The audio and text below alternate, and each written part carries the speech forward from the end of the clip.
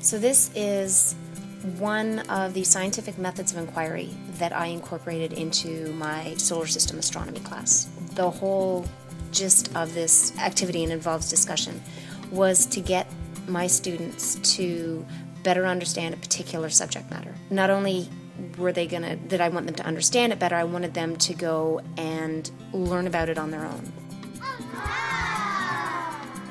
Get them to verbalize their preconceptions. I presented the area of interest or the topic of inquiry, and then I gave them a chance at the end of a previous class to spend 2 or 3 minutes to summarize what they already knew about the topic. In this case, it was gravity. To get them to do some reading, go to the textbook, go to directed websites, and educate themselves a little bit.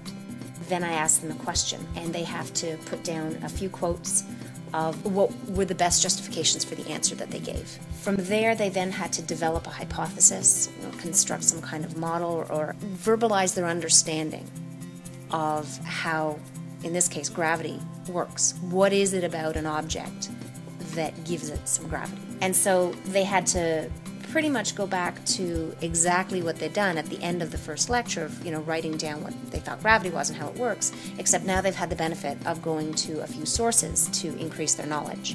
The next day, they had the opportunity to get in small groups and discuss with their classmates their scientific understanding of this particular topic. They've had the opportunity to really question themselves and question their scientific understanding, and then give a lecture on it, and then get them to do it again. So they're revisiting this same subject time and time again, gaining more information from different sources, and having an opportunity to discuss it with their colleagues.